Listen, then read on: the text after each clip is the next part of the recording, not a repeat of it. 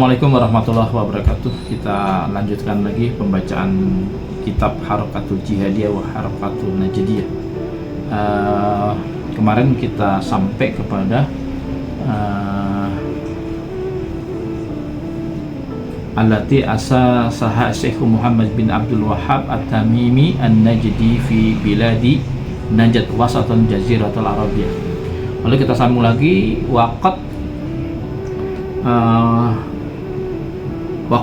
ta'sarat hadhihi harakati bi kitabati Syekh al-Islam Ibnu Taimiyah wa talamidati. Jadi gerakan ini sangat terpengaruh sekali oleh yang namanya gerakan Syamiyah atau gerakan yang terpengaruh oleh buku-buku ya dari Syekhul Islam Ibnu Taimiyah dan para murid-muridnya, yaitu Ibnu Qayyim al-Jauziyah. Ma'aqadhiha bi madhabi Hambali fi furu'il fiqhiyah, dan mereka juga kemudian banyak mengambil daripada gerakan-gerakan Najd ini sangat terpengaruh dengan madhab fikih Hambali dalam perkara-perkara furu fikih gitu kan. Wa ghaira anna nadhir li adabiyati hadhihi da'wati harakatiha at-tarikhiyati yulahadhu jumlatan minal istilafati bainaha wa baina da'watus Syamiyah. Jadi memang bagi para pemerhati adab ya, sastra dan juga sanad dan sebagainya, bahwa kemudian bahwa gerakan-gerakan dan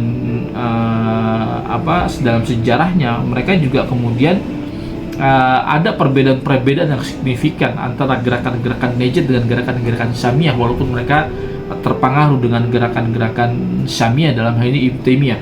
Dan kita melihat bagaimana di kitab-kitab Najd ya, seperti Ad-Durr Ats-Tsaniyah dan sebagainya, banyak mengutip daripada Majul Fatawa Ibnu Taimiyah dalam bab-bab iman gitu. Dan kemudian ada perbedaan-perbedaan yang signifikan di antara dakwah Syamiyah tadi, yang kemudian dalam hal ini Ibnu Taimiyah sebagai pelopor. Kita lihat misalnya dalam masalah akidah, rububiyah, uluhiyah, amwah sifat yang dibela mati-matian oleh gerakan Najd, itu sejatinya juga merupakan berasal dari gerakan Najd tadi gitu. Kemudian kata Syekh Al-Khatib di sini sa'askaruha ba'da anna askara muhathini da'wati wa harakatu ta'thiruha alal waqi gitu. Dan Al-Qadhi juga berjanji dia akan menyebutkan dan akan mengutip nanti bahwasanya dengan adanya keunggulan-keunggulan di gerakan Najd dalam hal ini.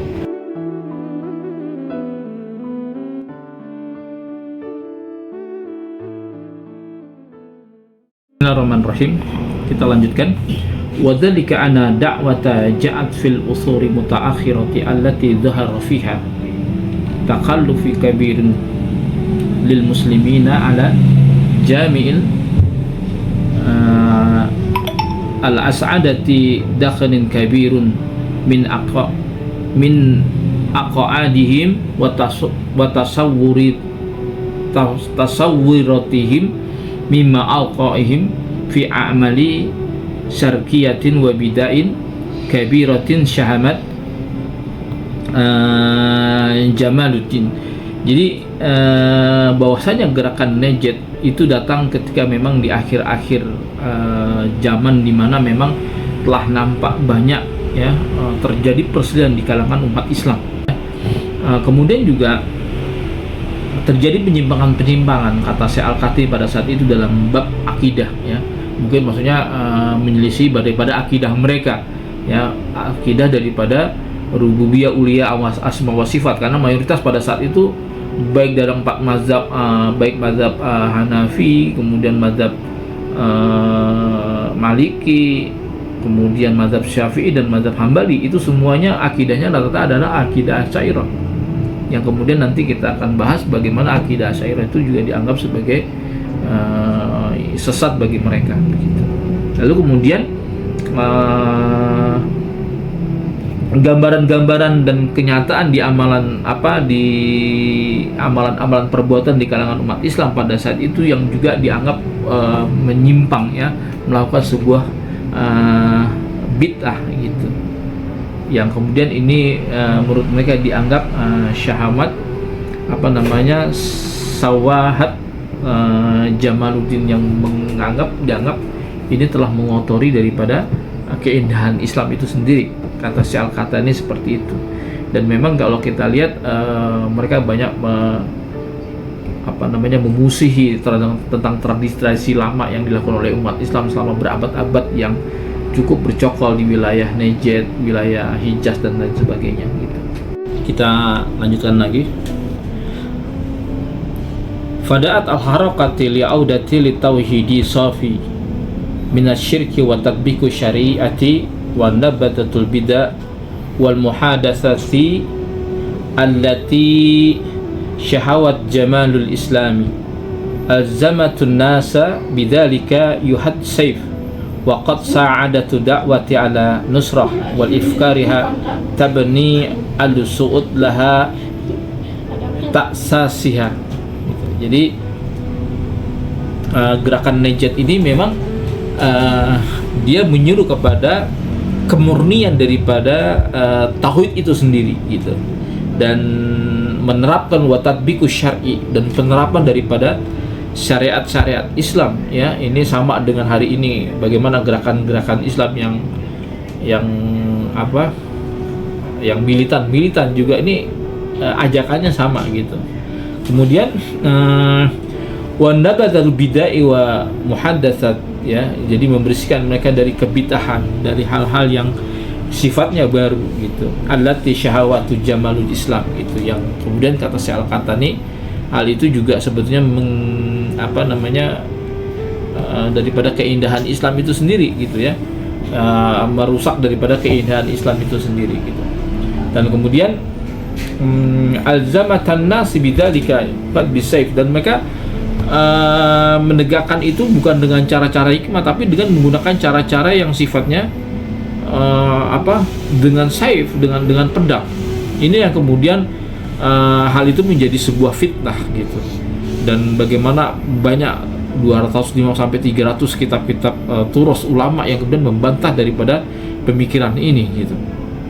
Dan kemudian dakwah ini juga kemudian disebarkan oleh ulama-ulama Najd ya, pemikiran-pemikiran itu disebarkan oleh ulama-ulama Najd, dan juga oleh keluarga Ahlus Su'ud dan sebagainya gitu, dengan membangun pondasi-pondasinya gitu. Maka kemudian inilah yang kemudian di masa itu terjadi banyak gejolak. Gerakan Najd mempunyai resistensi yang begitu sangat tinggi gitu. Wa ta'sisuhum lidaulatihim ala dawi tilkal ifkaru wa itlaqihum yadul ulama dakwah Najd. Jadi mereka membangun asas daripada daulahnya ya, itu atas dengan pemikiran-pemikiran dan itlaqihum itu maksudnya dengan fatwa-fatwa dan pemikiran-pemikiran yadul ulama Najd. Jadi dengan membangunnya dengan ulama-ulama Najd. Dan mereka memang nggak mengakui ulama-ulama di luar daripada Najd gitu, karena mereka sudah ditakfir sedemikian rupa gitu.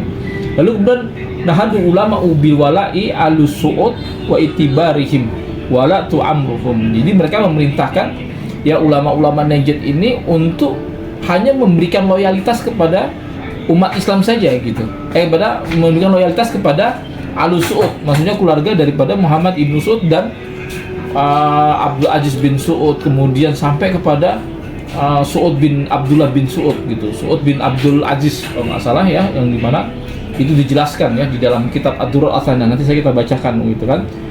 Wa aimatul muslimin, jadi seluruh kepada umat Islam itu diberikan hanya loyalitas kepada mereka saja. Dan ini ya kita lihat kitab Ad-Durrul Athanah fi Ajwibatin Najdiyah juz 1 ya, juz 1 kemudian di halaman 314 ya, yang pernah saya bacakan. Alhamdulillahirabbil alamin ya nasyhadu wa nahnu ulama umakati wa wadiuna wa khudutuna wa ahtamana wa hadihi raqim anna hadaddin alladzi qama bihi Syekh Muhammad bin Abdul Wahhab ya. Jadi setelah mereka dikalahkan, para ulama-ulama ini kan bersaksi ya taslim kepada sang penakluk, yaitu pada saat itu dipimpin oleh Su'ud bin Abdul Aziz, ya. Mereka mengatakan alladzi qama bihi Syekh Muhammad bin Abdul Wahab, ya, yang mana didirikan oleh Muhammad bin Abdul Wahab dakwah ini, ya, kemudian rahimahullah taala wa da'a ilahi imam muslimin.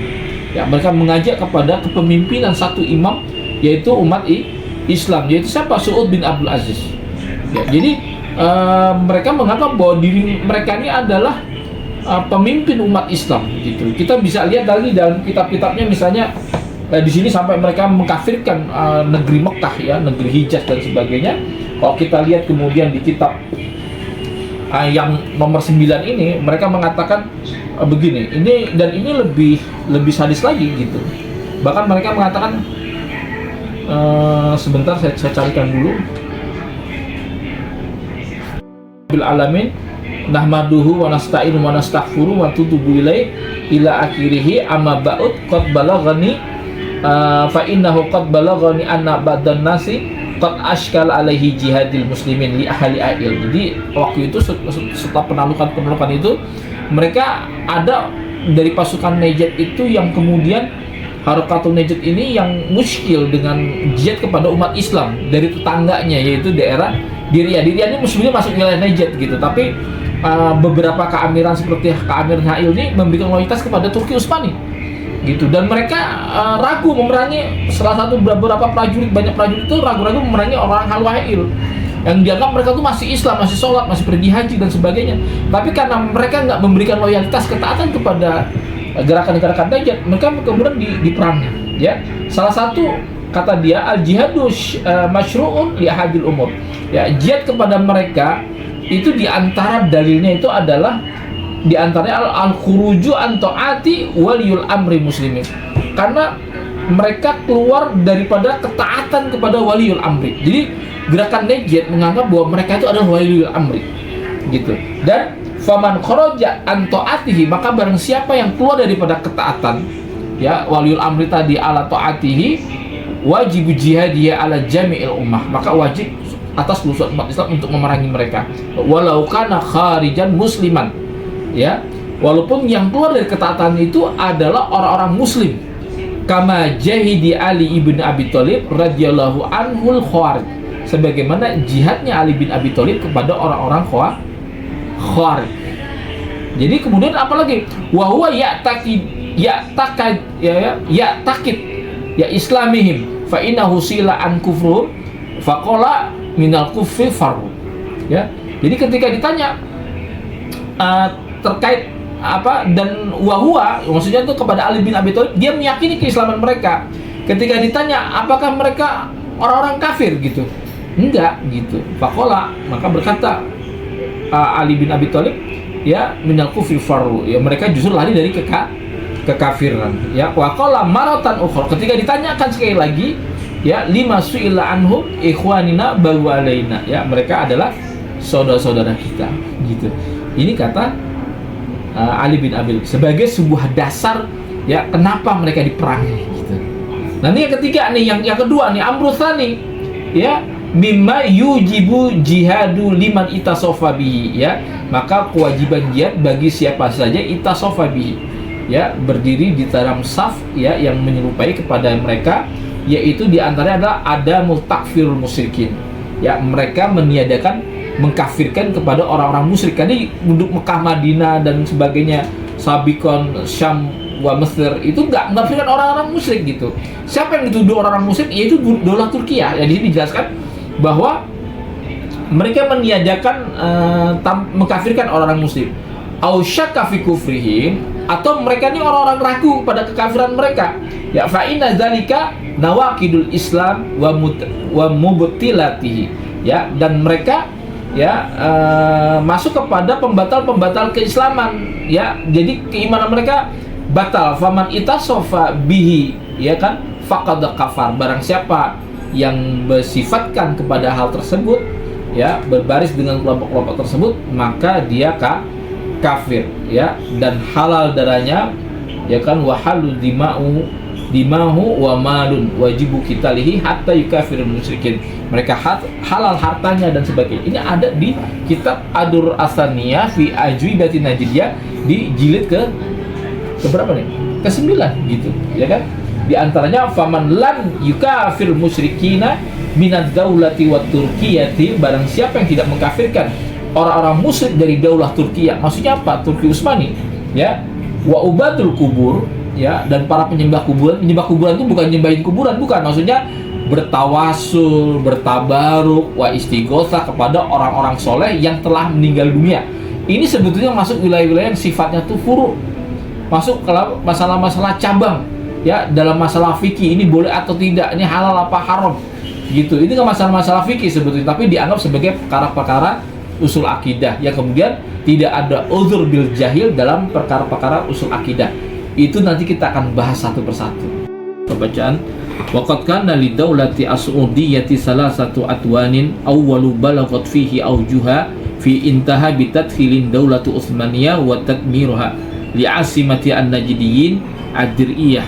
Jadi di sini ada 3 perubahan yang sangat mendasar pada negara Daulatus Saudiyah. Ini kerajaan yang keamiran yang pertama, yaitu dengan wajah yang pertama adalah bagaimana intervensi Turki Utsmani kepada negara Saudi, keamiran Saudi pada saat itu, yaitu Bani Suud, yang mana pada saat itu sekitar sebagaimana saya bacakan tadi di juz 1 di kitab Ad-Durar Ats-Tsaniyah, pada tahun 1804, 03 dan 04 Masehi, pada waktu itu Makkah dan Madinah, negeri Hijaz, ditaklukkan oleh orang-orang Najd gitu, dan kemudian mereka menguasainya, dan kemudian banyak jamaah-jamaah haji yang kemudian merasa terintimidasi para ulama-ulama di sana, lalu mengadukan kepada Turki Utsmani. Dan pasukan yang sangat dekat dengan Turki Utsmani itu ada di daerah Saudiyah, ada di daerah Mesir. Maka di Turki oleh Ibrahim Pasha, atau ada yang menyebut Ibrahim Basha, yang kemudian mengirimkan anaknya yaitu Ali Pasha untuk menumpas pemberontakan Najd ini. Dan sampailah kemudian di sini dikatakan bahwa mereka bitatkilid daulati Utsmaniyati wa tatmiruha li asimatin Najdin ad-Dir'iyah. Jadi ketika itu kota Dir'iyah itu dihancurkan oleh pasukan Turki Utsmani, ya, dan mereka berhasil ditaklukkan sekitar 1818 Masehi, yang kemudian mereka dikalahkan oleh tentara Utsmaniyah, dan para jamaah haji pada saat itu aduan mereka, curhatan mereka kemudian didengarkan oleh pemerintahan Turki Utsmani, dan inilah yang menyebabkan kemudian banyak keluarga Suud dan peperangan terjadi, dan itu sampai kepada di daerah Yamamah. Yamamah itu di mana tempat ada suatu lembah di daerah dekat Diriyah, pinggiran Diriyah, yang di mana Musaimah Al-Kadzab itu terbunuh di sana, sehingga mereka menganggap bahwa ini mungkin yang disebut dengan wazalzalatu wal fitan, ya, di sana gunaka ada goncangan-goncangan dan fitnah. Jadi ketika pasukan Diriyah, pasukan Najd kalah itu, mereka merasa bahwa ini jangan-jangan memang kenapa ketika para sahabat minta Najd kami ya Rasulullah gitu, berkahilah sebagaimana Allahumma barik lana fi syamina wa barik lana fi yamanina, kenapa tidak dengan Najd gitu. Inilah kemudian mereka sampai merasa jangan-jangan ini menjadi negara yang memang sudah dijelaskan oleh Rasul sebagai negara yang memang korn syaitan, ya, tempat timbulnya tanduk setan gitu, dan mereka menjadi tempatnya wazalzalu wal fitan, ya, di sana timbul goncangan-goncangan. Inilah kemudian peristiwa tragis itu menandakan bahwa keamiran Najd yang pertama, yaitu dari sejak zamannya Muhammad bin Suud, lalu anaknya Abdul Aziz bin Suud, lalu anaknya lagi kepada Suud bin Abdul Aziz, sampai keamiran daripada ulama-ulama Najd dari Muhammad bin Abdul Wahab ketika sejaman dengan Muhammad bin Suud, lalu kemudian ada anak yang namanya Hasan bin Al-Sheikh gitu kan. Lalu yang cucunya yang jadi ulama Najd juga pada saat itu ketika di eranya Suud bin Abdul Aziz, yaitu Abdurrahman bin Hasan.